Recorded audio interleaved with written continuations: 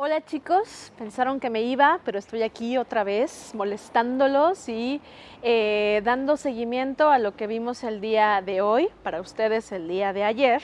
Espero que en el momento en que estoy ahorita grabando este video, ustedes estén trabajando con sus respectivas historias. La idea de este ejercicio es que puedan encontrar algún tema, quizás una primera idea semilla, con la cual puedan contar una historia periodística de ciencia desde sus instituciones. Ayer revisamos que una historia es la idea que puede surgir de preguntas detonadoras. Una de ellas es: ¿cuál es el problema? Si no existe el problema, es una historia plana, es una historia que no tiene conflicto y que no podría ser periodística. Una de las segundas preguntas es: ¿por qué? ¿Por qué estudiar esto? ¿Por qué tendría que ser relevante para la gente? Otra más es: ¿cuánto nos cuesta este problema? Si a ustedes les interesa la ciencia económica, la forma en la que la ciencia económica está implicada en los problemas sociales, científicos, culturales, esa puede ser una ruta para contar una historia. Y cosas como: ¿a quién le corresponde solucionar este problema? ¿Cuál es la evidencia que existe para saber si existe ese problema o no? Y ¿cuál es la magnitud de ese problema? Entonces, una cosa muy importante es que podamos diferenciar entre tema e historia. Ustedes me pueden decir, un tema puede ser el tráfico de la ciudad, ¿no? Que lo vengo trayendo una y otra vez, pero no es una historia hasta que ustedes logran desmenuzar, a partir de las preguntas que ya planteamos, qué detonante, qué conflicto surge de ese tema. Entonces, ahorita les voy a mostrar cómo diferenciar un tema de una historia y también cómo meterle el interés ciudadano. Entonces, me gusta mucho porque estoy en el Museo Nacional, que es pues un lugar muy representativo de El Salvador y en la que podemos tener mucha conversación y diálogo, yo acá y ustedes allá evidentemente, pero allá sobre todo ustedes entre ustedes, para ver en qué medida las instituciones, justamente los centros como los centros culturales y científicos, pueden abonar al debate público.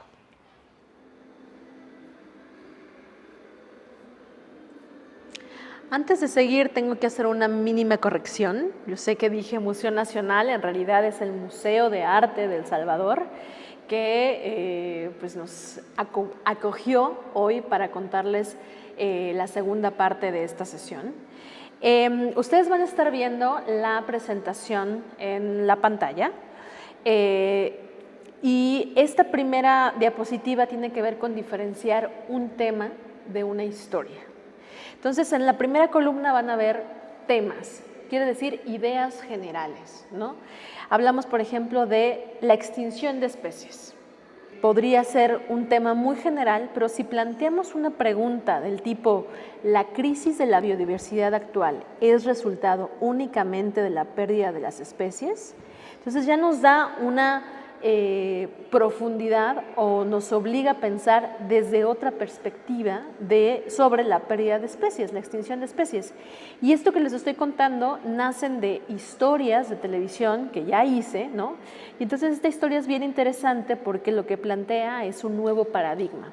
Estamos muy enfocados en pensar en las especies como lo que importa conservar, ¿no? Porque si se pierde una especie, se pierde pues, el individuo dentro del ecosistema. Lo interesante aquí es que hay estudios que plantean que la pérdida de interacciones ecológicas es lo que realmente puede determinar, por ejemplo, si una especie se va a extinguir pronto o no. Entonces, el que un tema que podría ser muy general como extinción de especies se convierta en una historia está determinado por una pregunta que lleve al periodista, al reportero, al comunicador a ver desde qué otra perspectiva se puede hablar del tema. En este caso, hablar de interacciones ecológicas es el nuevo paradigma dentro de la ecología para conservar un ecosistema. Si se pierde una interacción, ejemplo, si se pierde la conexión o la interacción entre una abeja y una flor, es quizás más importante que si se pierde la planta en sí o el insecto en sí, ¿no? Otro ejemplo son es la extinción de lenguas. Ustedes saben que en México, bueno, en toda América Latina tenemos miles de lenguas distintas y que hay una pérdida año con año de siglos o de décadas en las que se van perdiendo. Y entonces a mí, más allá de escribir si una lengua está desapareciendo o no, la pregunta que me planteo aquí es ¿cuáles son las similitudes entre la forma en que desaparece una lengua y la forma en la que desaparece una especie? Y es una pregunta que otra vez obliga a generar, a traer dos ideas de dos áreas muy distintas, por una parte la lingüística y por otra la biología, la evolución, ¿no? Y hacer más preguntas del tipo, ¿cómo una lengua es una lengua que sobrevive? ¿Qué es lo que determina que una lengua sobrevive? ¿Qué es lo que determina que una lengua sea débil y desaparezca? ¿Cuál es la lengua más fuerte, ¿no? ¿Cómo una lengua en combinación con otra puede sobrevivir más tiempo, etcétera? Entonces, cuando les digo complejizar las preguntas y los temas, es realmente hacer más y más preguntas que detonen historias más interesantes.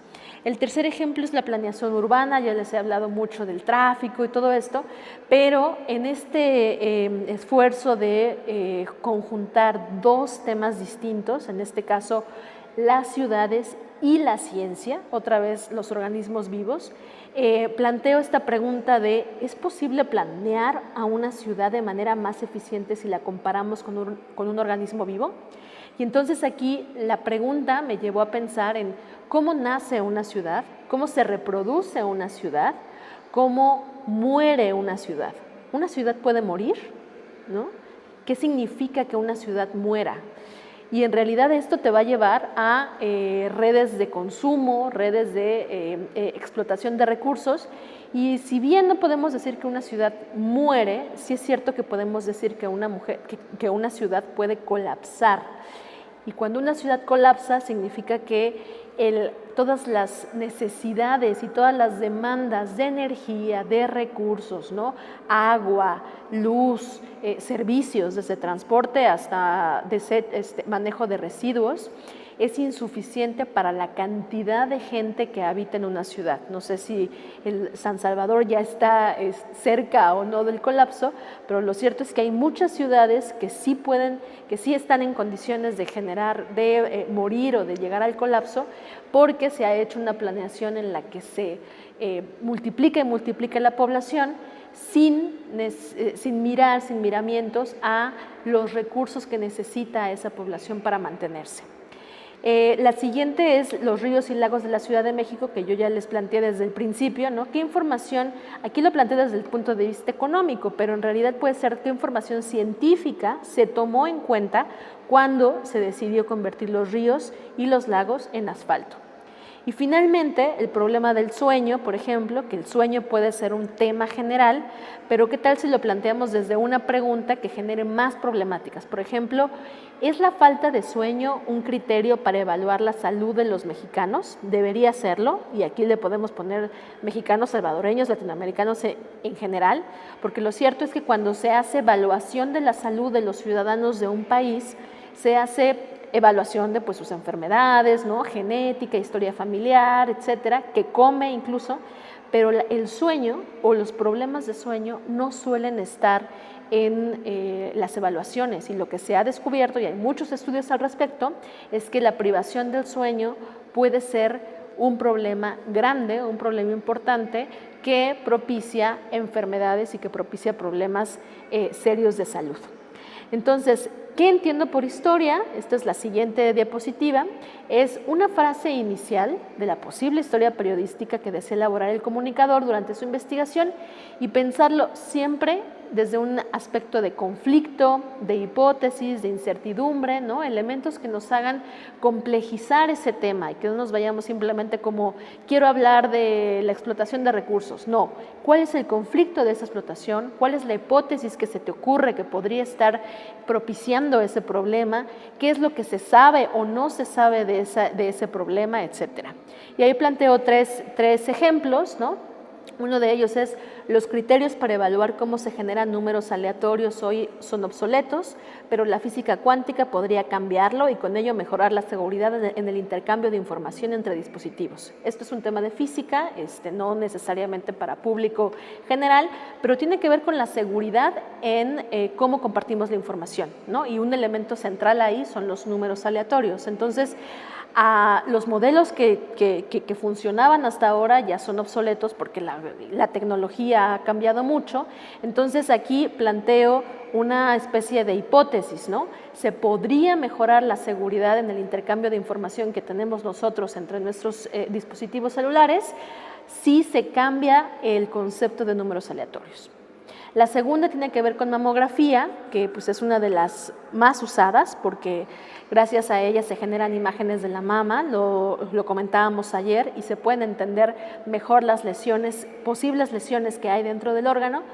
Pero lo cierto es que hay limitantes porque actualmente, no sé si aquí hay estudios al respecto, pero lo que se sabe es que la mama es un objeto tridimensional, ¿no? Entonces, los dispositivos que se tienen actualmente para analizarla son de 2 dimensiones. Lo que quiere decir es que parte del órgano no se puede ver con las técnicas actuales que se tienen, y entonces se necesitan nuevos aparatos y nuevas formas de tener imágenes de mayor calidad para poder encontrar algún tumor. Entonces, esa es la historia, ¿no? Una alternativa podría mejorar la forma en que se tienen imágenes de las mamas.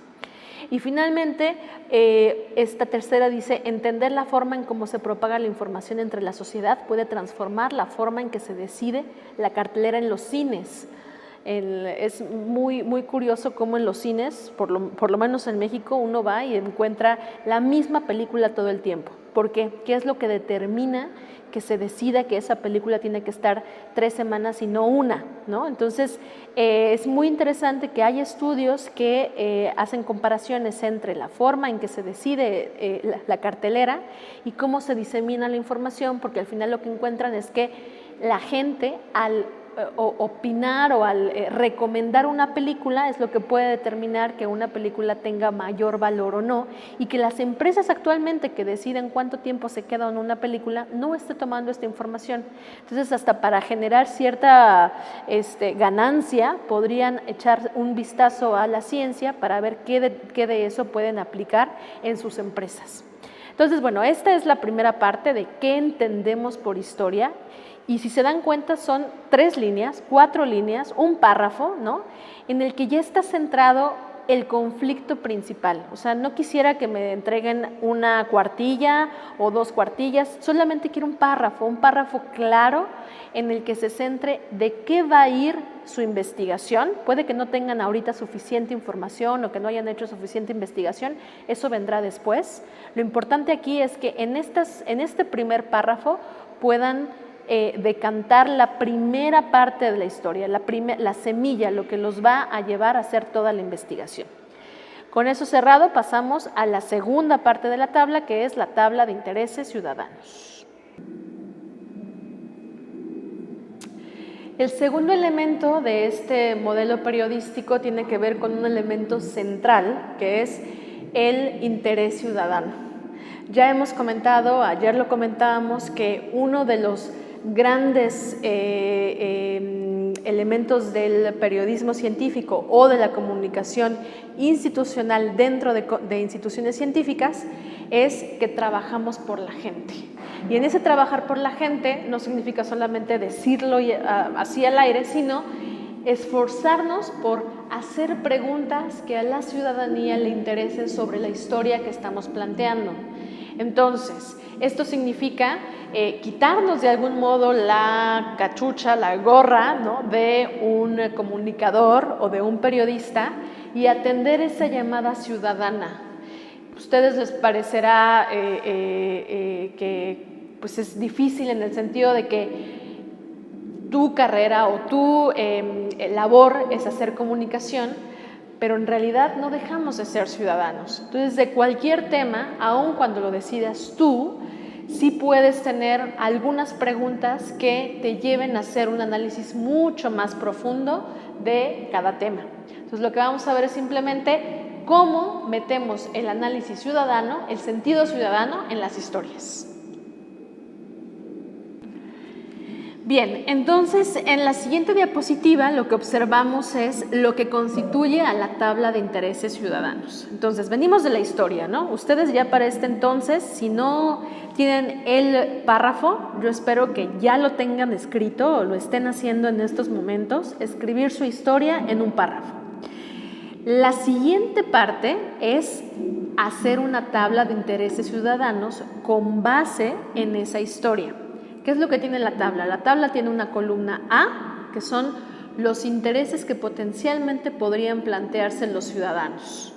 Quiere decir que es una pregunta de que los ciudadanos o nosotros mismos como comunicadores estamos haciéndonos preguntas que profundicen la historia.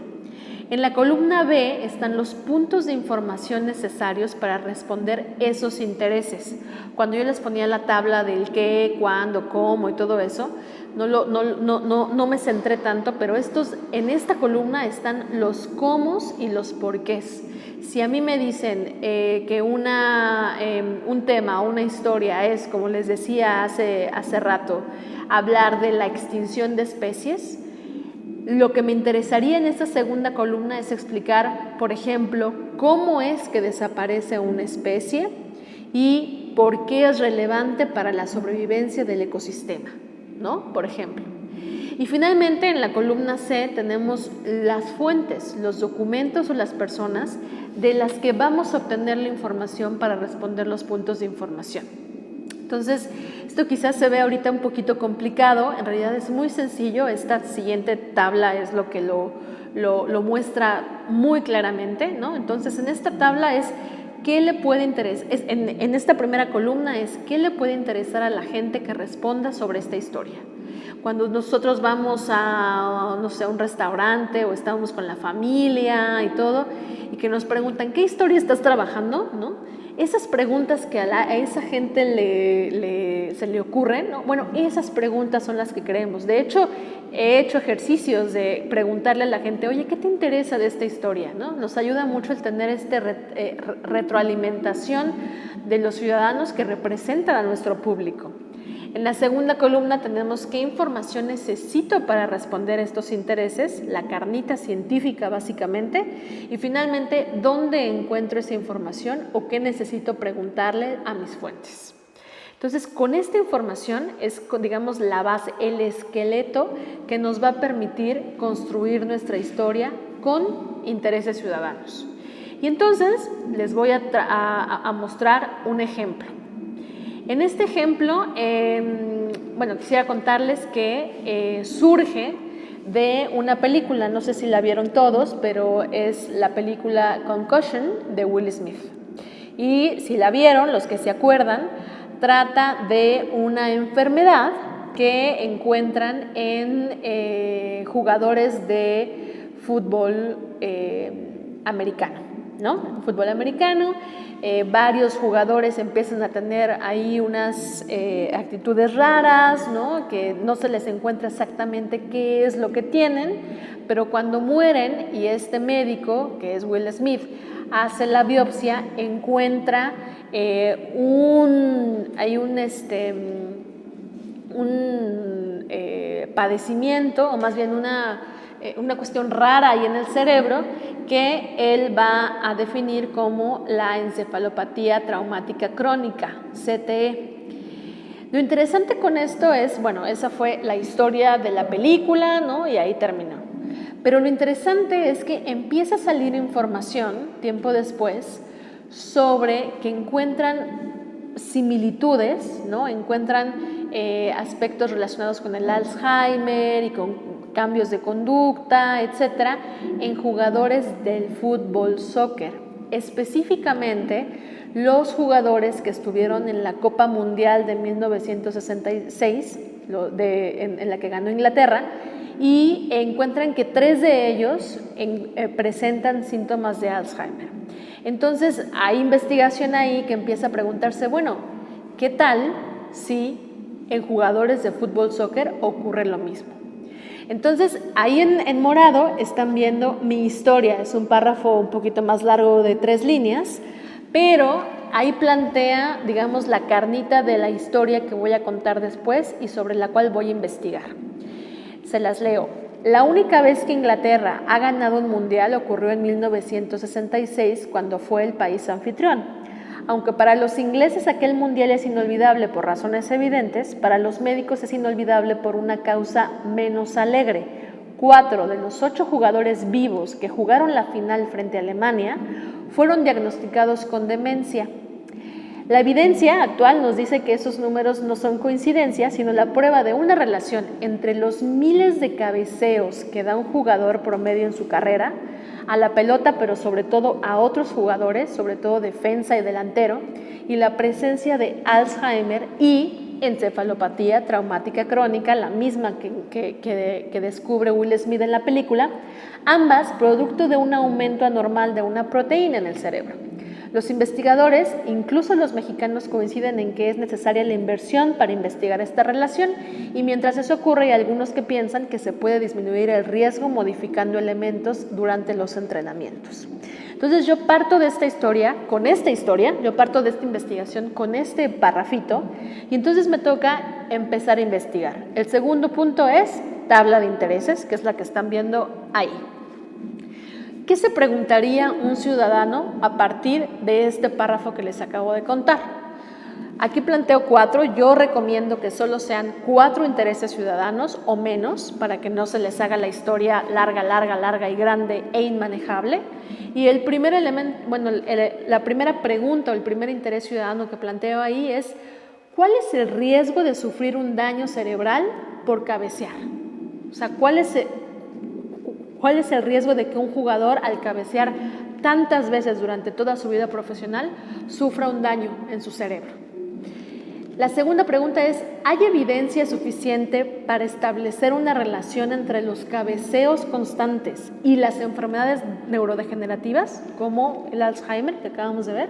¿No? O sea, ¿sí existen suficientes estudios para saber si la persona que cabecea constantemente puede generar enfermedades neurodegenerativas?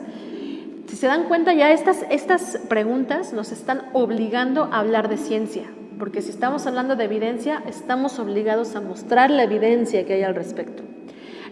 El tercer interés ciudadano es: ¿qué ocurre exactamente en el cerebro de un jugador cuando da frecuentemente cabezazos? ¿Qué es lo que pasa? ¿Qué es lo que sucede?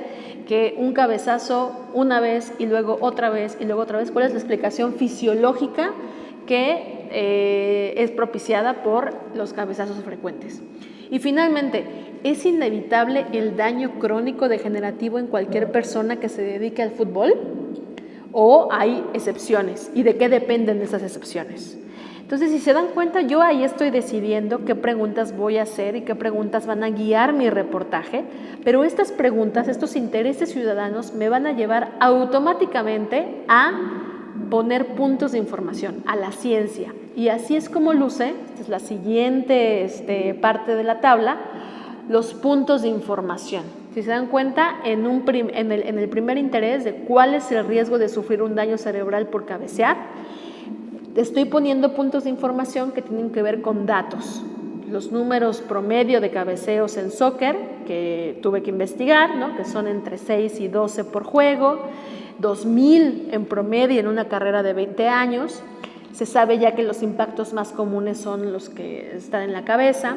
En Estados Unidos, el segundo mayor número de traumatismos cranoencefálicos ocurren en el deporte después de los accidentes automovilísticos. O sea, son datos que me están revelando cuál es el posible riesgo de que haya esta relación entre cabeceo y daños cerebrales.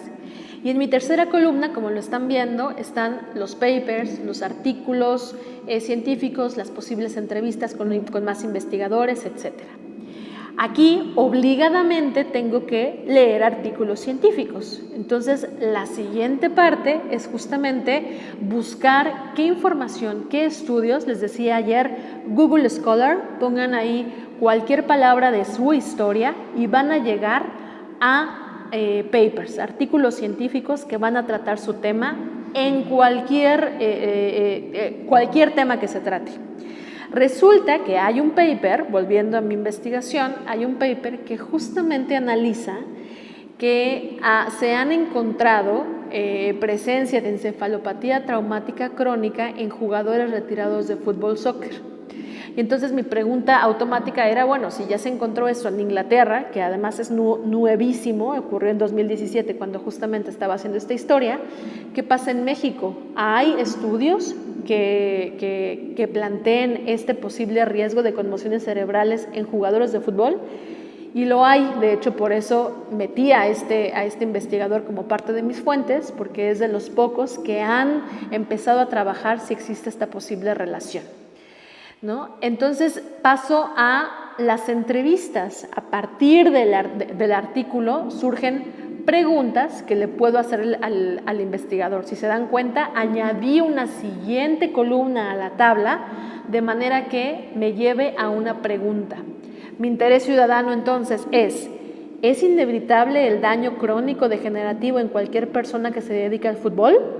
Mis puntos de información bueno, tengo que explicar cuáles son las formas en que se puede prevenir las conmociones, si hay normas, si se cumplen o no, y cuál sería la parte de los entrenamientos para prevenir. Y resulta que la Academia Americana de Neurología, que la puse ahí en mis fuentes, saca con una serie de recomendaciones en las que justamente dice no parte superior de la cabeza, hay que reforzar los músculos del cuello, usar pelotas suaves y reducir cabeceos sobre todo. Entonces, estos entrenamientos, no sé si alguno de ustedes juega fútbol, pero estos entrenamientos en los que los hacen cabecear y cabecear y cabecear permanentemente ya no son recomendados. De hecho, en Estados Unidos ya está prohibido hacer ese tipo de entrenamientos. Y entonces, ¿cuál es la pregunta a la que me lleva? Después de armar mi interés ciudadano, después de hacer esta investigación para contar un poquito de la ciencia al respecto, después de hablar analizar las fuentes, mi pregunta para el investigador es, bueno, en este caso entrevisté al entrenador de los Pumas, al técnico, médico de los Pumas. Mi pregunta fue, ¿ustedes como médicos encargados de velar por la salud de los jugadores toman en cuenta las orientaciones de la Academia Mexicana de Neurología para prevenir problemas neurológicos de cabeceos? Si se dan cuenta, esta pregunta es muy distinta a lo que ayer les comentaba, ¿y usted qué hace y a qué se dedica? ¿No? Es una pregunta que ya trae información, investigación previa, es una pregunta que busca dar en el clavo, ¿no? De por qué, si existen este tipo de recomendaciones, si ya hay evidencia de que podría existir una relación entre los cabeceos y las enfermedades neurodegenerativas, ¿qué están haciendo en la práctica los equipos de fútbol, los médicos, para evitar esos posibles daños? Entonces, las entrevistas suben en su nivel de calidad y de profundidad a partir de la lectura de papers y a partir del tratamiento de fuentes especializadas. Sigue la parte de guión. ¿Cuál es el esqueleto? ¿Cómo voy a contar esta historia? Si se dan cuenta, hay dos ideas principales. Por un lado es que los continuos cabezazos que dan los jugadores de fútbol durante su carrera podrían generarles padecimientos crónico-degenerativos. Y por otro lado, como hay tan poca investigación sobre eso, pues es necesario invertir para que se investigue el problema en los jugadores de soccer. Y a pesar de que no haya esa inversión, es posible prevenirlo si se cambia la forma de entrenamiento. Entonces, lo que están viendo al final es mi guión, el que hice para conducir esta historia, para contar la historia, y lo último que van a ver es cómo salió el producto final, que es el resultado de toda este modelo, esta estructura que me obliga a pensar en la historia como una investigación en la que estoy mezclando los puntos de información, es decir, la ciencia a partir de las fuentes especializadas, y también el factor ciudadano. ¿Qué le podría interesar a la gente de este ejemplo, de esta historia?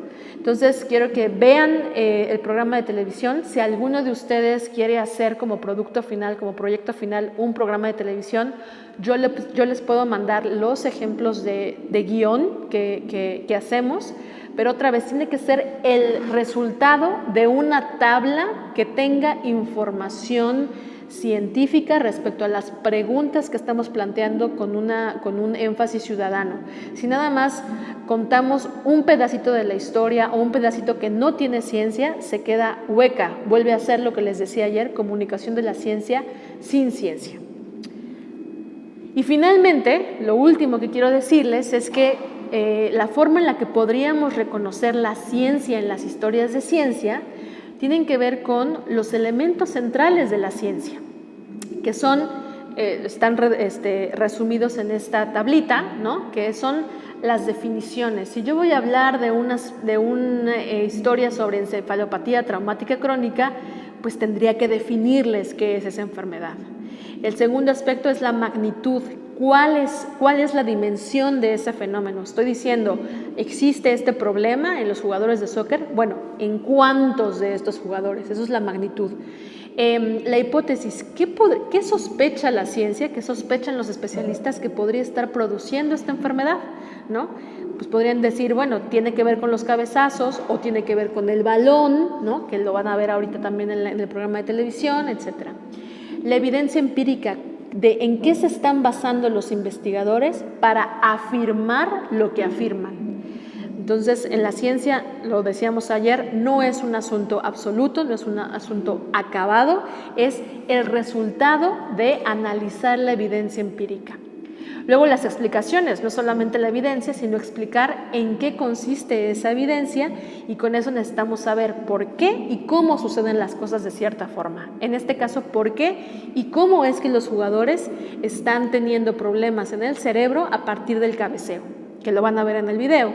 Y finalmente las predicciones, ¿qué podríamos predecir que sucederá en el futuro si seguimos en cierto patrón? En este caso, ¿qué les podría suceder a los jugadores de fútbol, soccer del futuro si seguimos teniendo entrenamientos en los que se cabecea permanentemente? Y probablemente lo que nos vamos a encontrar es que nos vamos a tener generaciones de jugadores de soccer retirados, enfermos o que mueren a edades muy tempranas debido a esta enfermedad.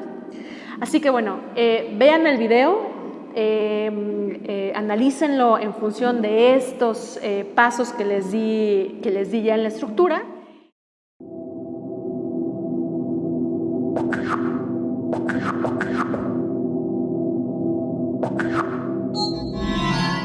Somos un país que hace poco deporte y hacemos mal porque ayuda a combatir cosas como la obesidad y la diabetes y porque uno se lo pasa bastante bien, francamente. Además es una especie de inversión. Hacer deporte cuando joven, nos dicen, medio garantiza buena salud luego hacia el final, excepto cuando no. Parece ser que algunos deportes, incluido nuestro fútbol, pasan después, décadas después, una factura cruel y horrorosa.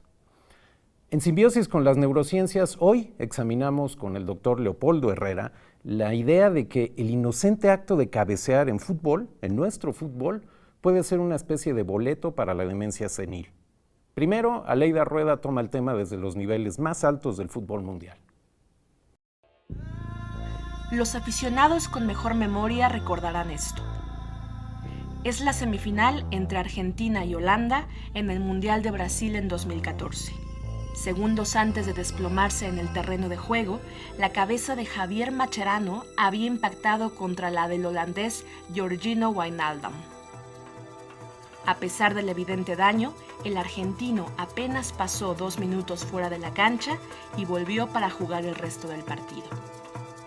Junto con el de Mascherano, se reportaron otros casos de conmociones cerebrales durante todo el Mundial, en ninguno de los cuales se evaluó el estado neurológico del jugador antes de autorizar su regreso al partido. Después del Mundial de Brasil, un grupo de jugadores y padres de familia interpusieron una demanda colectiva contra la FIFA, acusándola de negligencia en el monitoreo y tratamiento de lesiones en la cabeza de los jugadores. El movimiento logró cambios significativos en Estados Unidos, pero no pudo tener eco en otros lugares fuera de ahí, como México. La pregunta importante es, ¿deberíamos preocuparnos? ¿Hay razones para pensar que el deporte más popular del mundo y de México está generando lesiones graves en los jugadores? Sabemos que hay evidencia y hasta películas sobre los efectos de los golpes en la cabeza en jugadores de fútbol americano y boxeadores. Sin embargo, en el fútbol soccer, pareciera que ese problema no es en realidad un problema. Más bien es un juego que se juega con los pies. Que sí hay golpes, sí hay traumatismos, sí, pero que no es con esa frecuencia o con ese afán de estar buscando lo que no hay, ¿no? O sea, la verdad es que es mínima el contacto de la cabeza con el balón. Hay algunos científicos que, por el contrario, tienen una fuerte sospecha de que hay una relación entre los miles de cabezazos que da un jugador promedio a lo largo de su carrera y la presencia de padecimientos neurodegenerativos una vez que se retiran. Y hay algunos especialistas que ya han empezado a convertir esas sospechas en evidencias. Investigadores del University College London, en Inglaterra, aportaron recientemente una prueba de esa posible relación. Durante 30 años, entre 1980 y 2010, monitorearon hasta su muerte a 14 jugadores ingleses retirados que habían sido diagnosticados con demencia. Obtuvieron autorización por parte de los familiares para realizarles un examen cerebral post-mortem a 6 de los 14. Después del examen, en todos ellos hallaron signos de Alzheimer.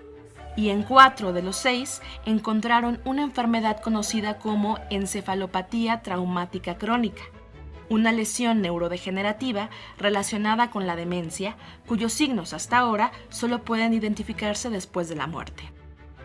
Aunque la muestra es ciertamente pequeña, es la primera vez que se confirma encefalopatía traumática crónica en un grupo de futbolistas retirados. Muchos podrían pensar que el posible culpable de estos traumatismos cerebrales en jugadores retirados es en realidad el contacto repetitivo que tuvieron durante tantos años con un balón que poco tiene que ver con el que conocemos actualmente. Era un balón de cuero, cosido a mano, que tenía muchas desventajas.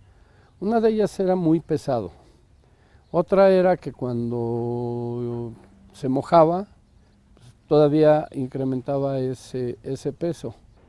Aunque no es posible afirmar que los remates de cabeza a ese balón o a cualquier otro balón moderno son la causa de conmociones cerebrales, sí hay suficiente evidencia para sostener que hacerlo de manera frecuente y a balones que llegan hasta los 180 km por hora es la causa frecuente de síntomas a los que hay que ponerle atención.